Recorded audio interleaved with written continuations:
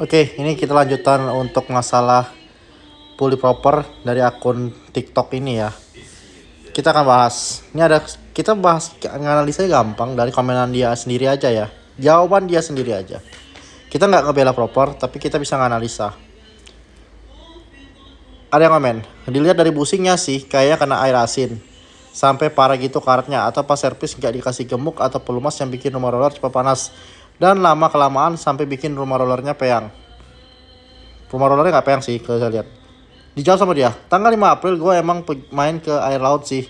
Tapi masa sehari doang jadi karatan anjir. Kayaknya sih gara-gara udara di tempat gue lembab plus CPT yang panas jadinya oksidasi. Lu rendem gak? Katanya. Kalau kena air asin mas langsung dibersihin mas. Kalau nggak dibersihin ya jadi gitu. Ini poin pertama. Dia ngaku main di air laut. Terus daerah tempatnya asin. Sebenarnya nggak ada masalah ya. Tapi ini dia sendiri yang komen. Yang kedua, serius bang, seburuk itu aku pakai roller proper udah hampir 1 tahun masih aman aja. Masih awet pun malahan. Kayaknya emang dari tutup rumah roller yang tajam dah. Terus jarang gaspol, soalnya gaspol kalau ngempos, jadi harus peran gasnya gini-gini ya. BTW limitnya cuma 60-70 km per jam. Masa sih? Gitu ya. Dan ini kita disclaimer. Fully proper itu bukan kayak jalur kerapnya, bukan kayak yang rumah-rumah roller yang di aftermarket ya, yang kalau bisa kita pasang dengan tutup ori tanpa dihalusin itu makan roller. Enggak, itu tinggal pakai aja karena jalurnya memang enggak se ekstrim puli-puli custom yang lainnya ya. Jadi enggak perlu dihalusin karena kita udah jual banyak juga untuk rumah roller proper. Enggak ada masalah sama sekali, peyang-peyang itu enggak ada masalah sekali. Lanjut. Ada yang komen, kelihatan banget gak pernah diservis. Padahal sebulan sekali diservis CVT-nya.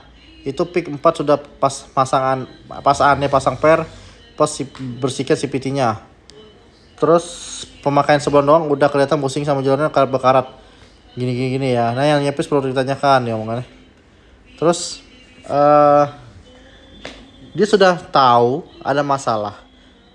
Misalnya ya, sudah tahu ada masalah.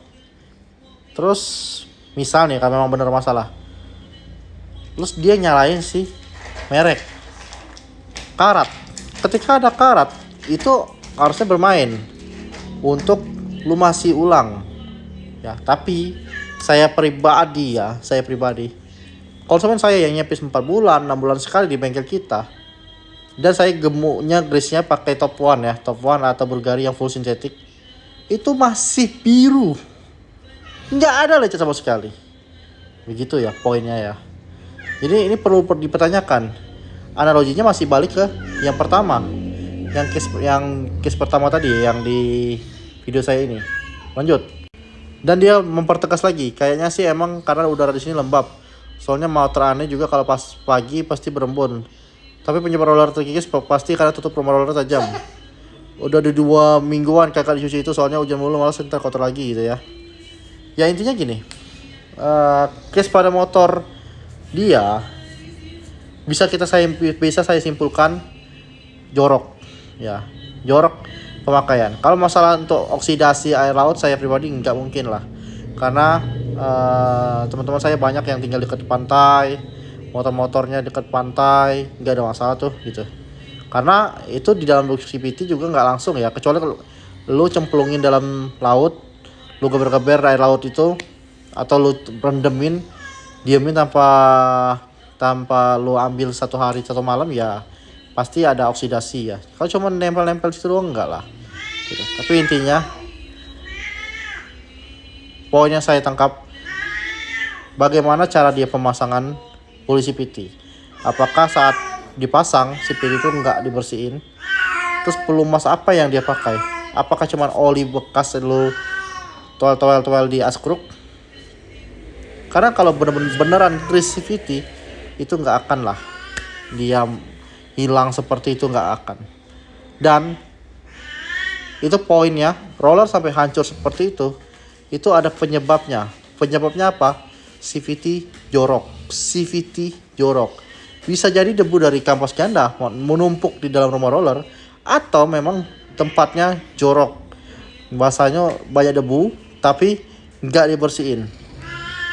Tapi saya pribadi setelah lihat seluruh komenannya, bisa saya pastikan bahwa motor itu ketika masang CVT puli baru itu nggak dibersihin, langsung dipasang aja.